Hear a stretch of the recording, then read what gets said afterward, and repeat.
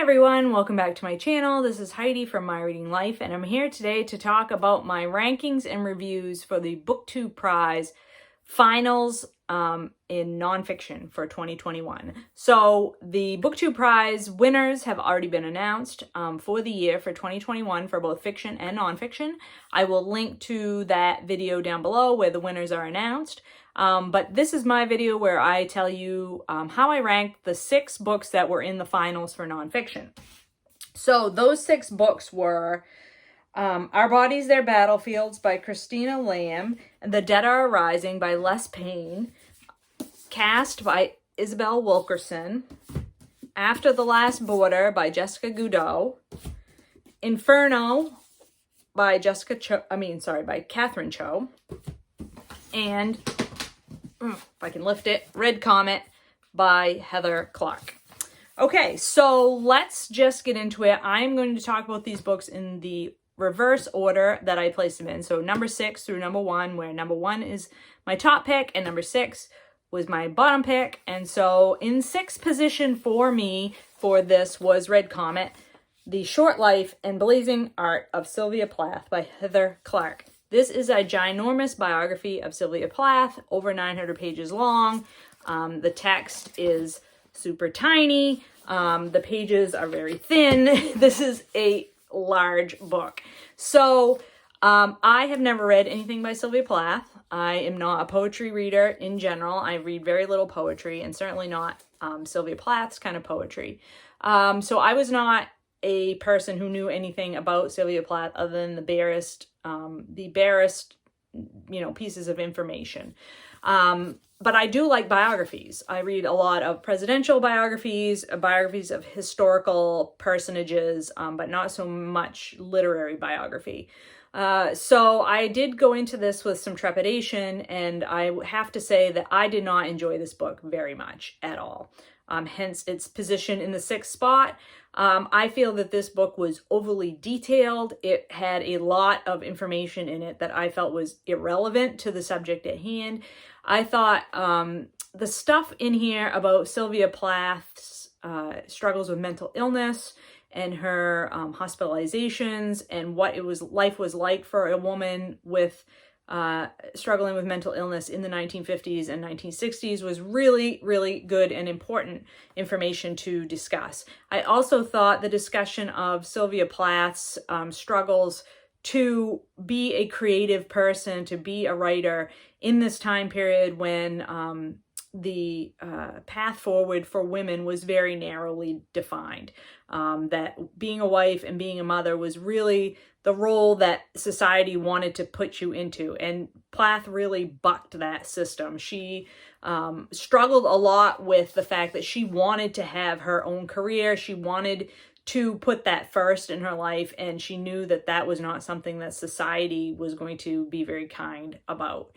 So I appreciated all of that. What I did not appreciate about this was the highly, highly detailed nature of like every other aspect of Plath's life. Like every date she ever went on is described, the outfit that she wore on that date.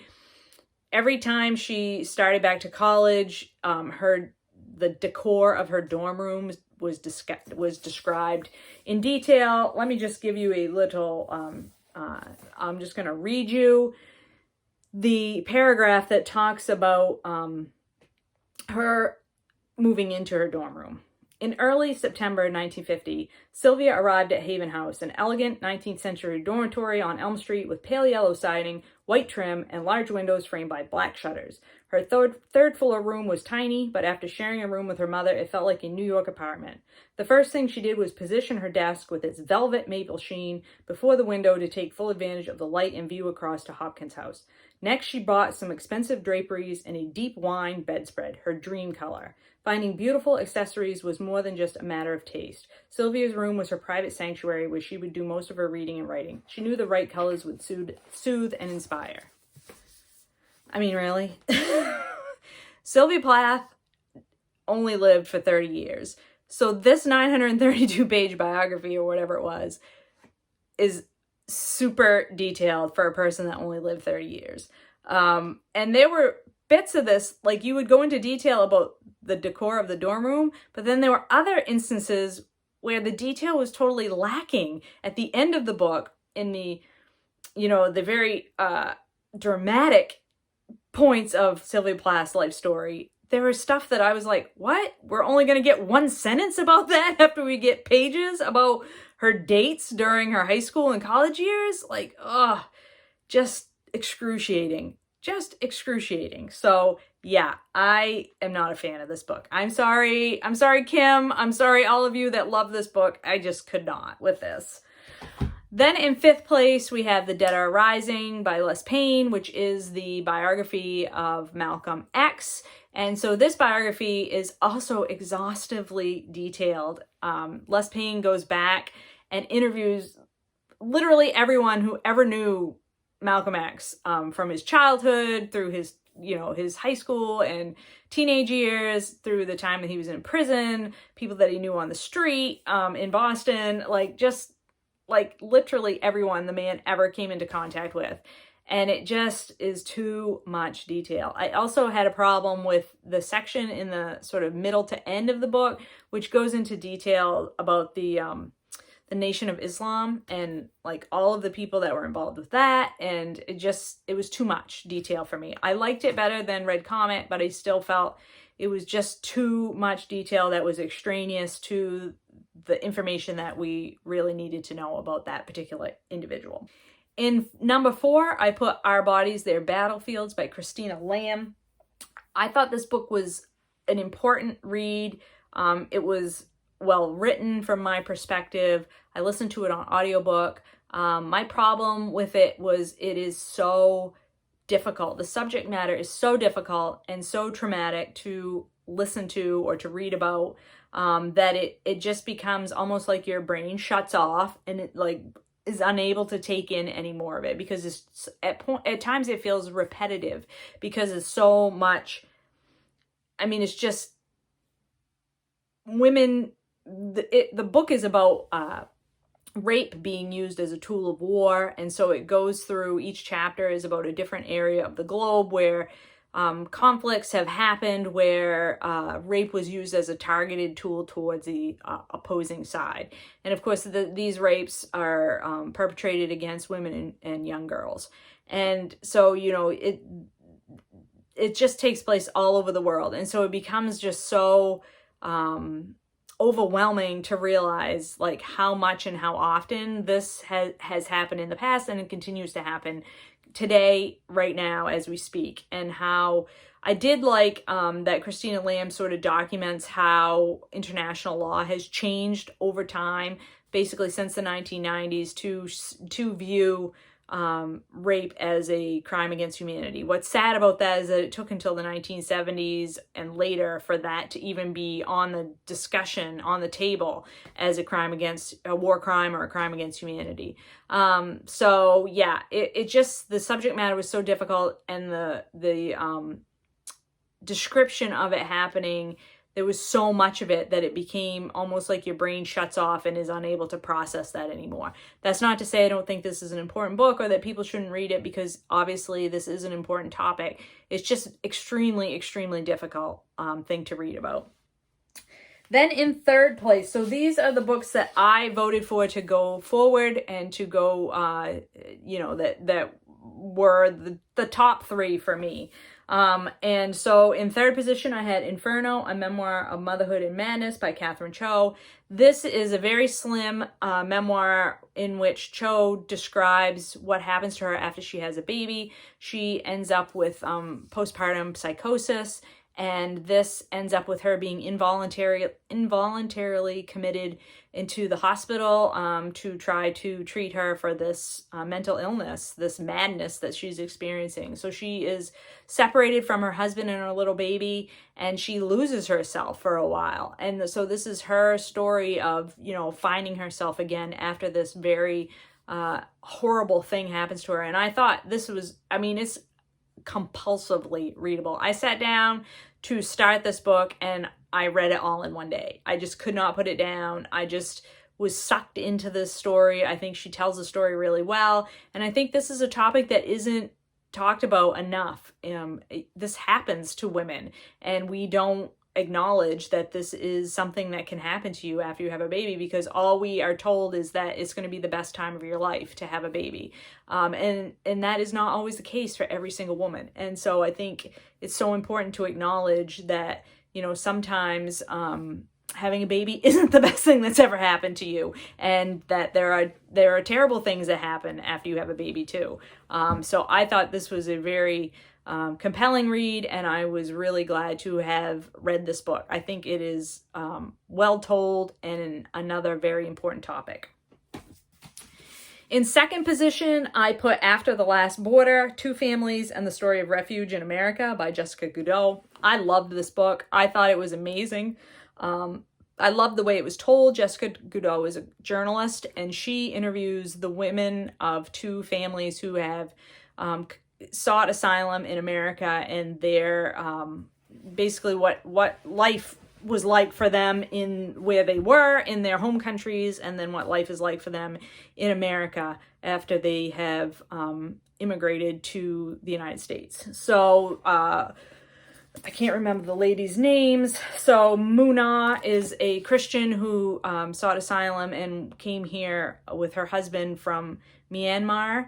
And in the earlier on, I can't remember exactly when the dates were, but she was able to immigrate to the United States earlier on than the other family, which was Hasna, a Muslim from Syria, who moved here with her husband and her daughter. And so in both cases, these two women left other family members behind in their home countries. And this tells the story, especially for Hasna, the Muslim from Syria, about, trying to have the rest of her family be brought to America, and the issues that surround that family reunification. It talks about, their struggles in their home country and what prompted them to flee their country, the different violence and state of warfare that was occurring where each of them lived, that forced them to have to flee their home country, and then the process of seeking asylum and what that was like for each of them, and the steps that they had to take in order to arrive in America, and then what happens to them after they have arrived in America. And so interspersed with these personal stories, these personal narratives, are chapters that describe the history of the laws in the United States around immigration and refugees. And that's the thing I think that's so important about this book, is it really does describe the difference between being a refugee and being an immigrant, a person who seeks to come here, not because you're fleeing, I shouldn't say not because you're fleeing violence, because often that is the reason why you're trying to come to America, but there is a legal definition of asylum seeking and refugee status that's different from other kinds of immigration. So I think this book does a really good job of distinguishing between those two forms of migration. And it also does a wonderful job of showing the true picture of what it is like when you're a refugee and you just need to get somewhere safe, and there are so many barriers to that process. This book made me cry.